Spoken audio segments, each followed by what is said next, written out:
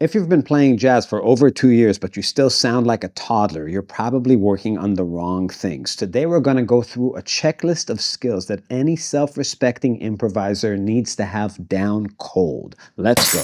We're going to take a look at Fly Me to the Moon today. Now, you want to have the tune memorized. You want to have the harmony memorized. If you do not have it ingrained in your memory, before you even start, you have no chance of playing well. Now, it's true that some people who are good players use charts at gigs for songs they don't know, but they can play jazz, and the ones that don't have a chance in hell of sounding any good. They are going to sound like dog shit every single time. You have to memorize the harmonic progression, and the first test of it is just playing the roots in time. So I'll go through the progression once. We're going to do half the tune. It's going to look like this. A minor for a measure, a 1, 2, 3, 4, A minor, D minor, G7, C major, F major, B half diminished, E7, A minor, D minor, G7, C major, A7, D minor, G7, C major, E7. The first thing you want to make sure of after you memorize a progression is that you can play the roots in time. Just the bass notes as whole notes or half notes if the chords are changing more than once a measure.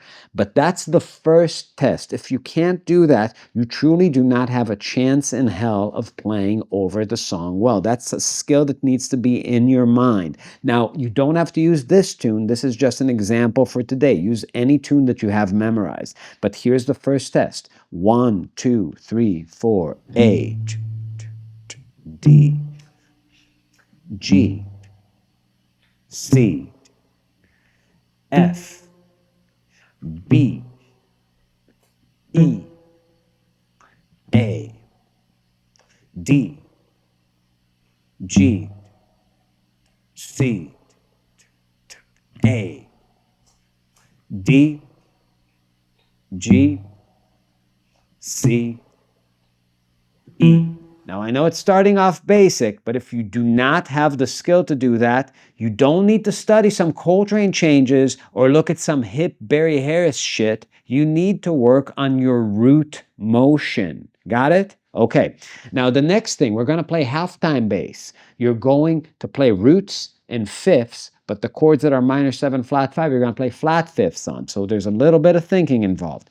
A minor, D minor, G7, C major, F major, B minor 7 flat 5, here's that flat fifth, E, A minor, D minor, G7, C major, A 7th, D minor, G7, C major. That's that E. Okay, I made it.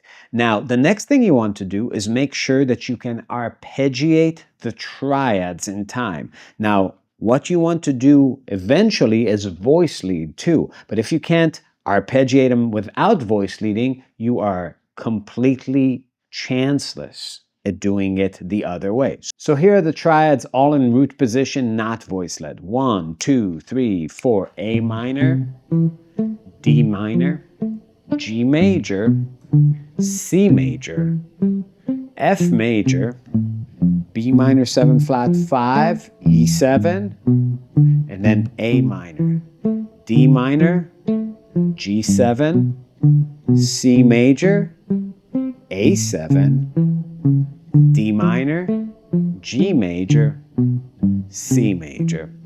In no particular order, just hit right notes. Now do the same thing, but voice lead, meaning you are now making one choice as an improviser, up or down to the closest thing in the next harmony. So you're going to play 4 notes as quarter notes, but every 4th note, you're going to choose whether you're going up or down to the next harmony. And as you're playing inside the chord, your only choice is up or down to the closest note in the chord. So if I'm doing triads, it looks something like this. 1, 2, 3, 4.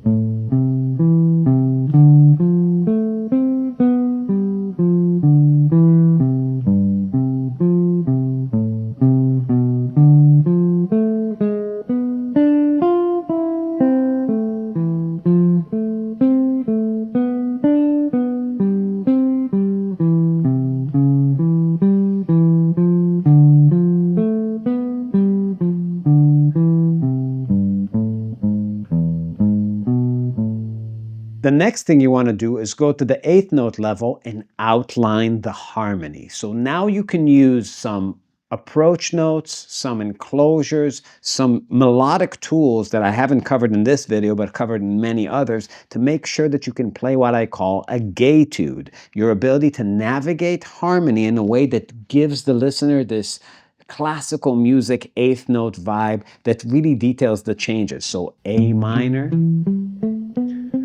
D minor, G7, C major, F major, B half diminished, E7, A minor, D minor, G7, C major, A7, D minor, G7, C major, E7. That's the idea. If you can't do that, you're not going to be able to improvise good lines because you don't have the control you need to follow the harmony in your mind and play shit on it, especially when you start introducing swing rhythms. Now, the next thing you want to make sure of is that you can play the melody without thinking about it.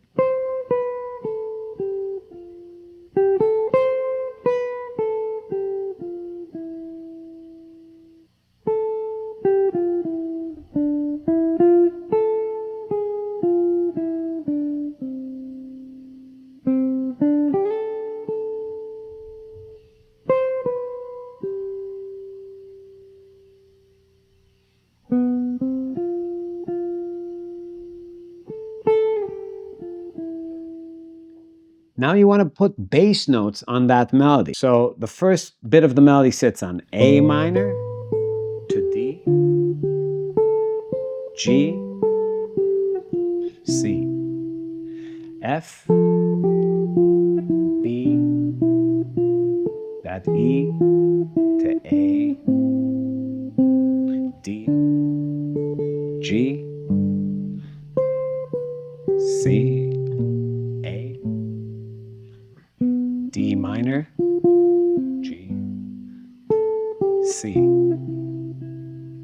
B, E, A. So the next thing you want to make sure of is that you can comp through the tune with like a Freddie Green style, just playing the drums on the guitar in a way that feels like something rhythmically, not in the way that you're just trying to hang on to a metronome, but in a way that feels like swing. So make sure you got that to-do, to-dee-doo-be-bo-bo. Really good idea to sing the melody, to see if you can make it feel like something when you hum it. So I'm gonna go, fly me to the moon and let me swing among the stars.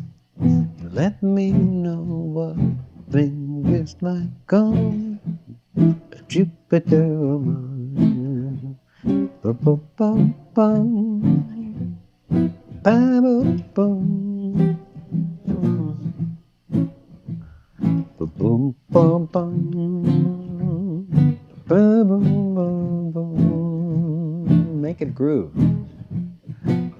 Now, the next thing is comping like you're playing piano, meaning now you're not trying to take the role of the drums, you're trying to sprinkle hits. If anything, you're like that left hand of the drummer on the snare drum, right? Going, fly me to the moon. That's an improvised part. So without any chords, see if you can feel swing and contribute rhythmically to that feeling. Fly me to...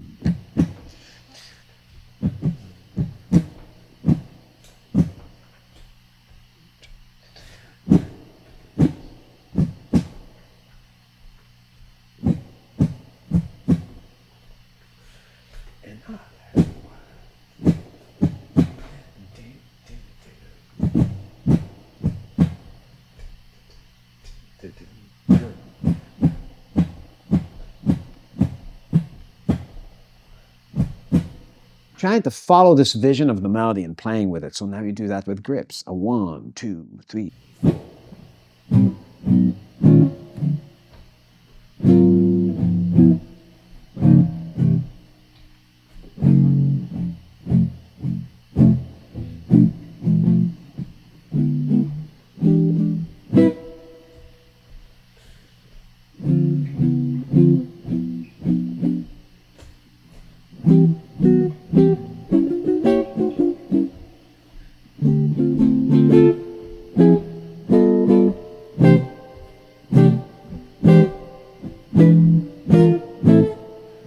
So I'm trying to just think like a drummer going ka, ka, ka, ka, ka, ka, and putting chords on that. What chords? Well, whatever is in the harmony.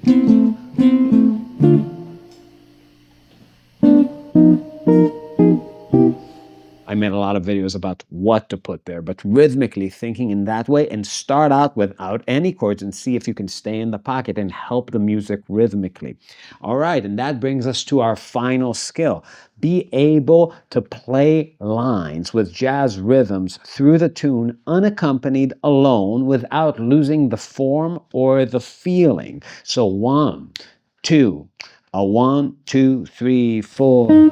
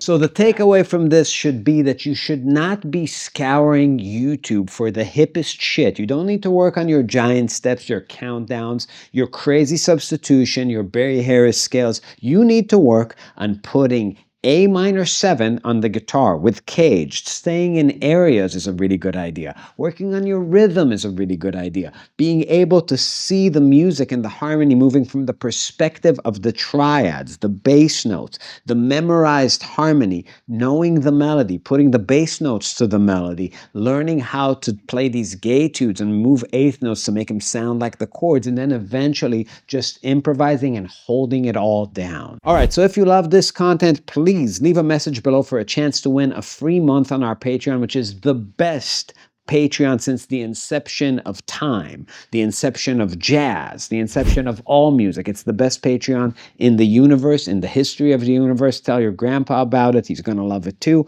Be sure to subscribe, leave a comment, do all those things, and check out some merch, and we'll see you next time.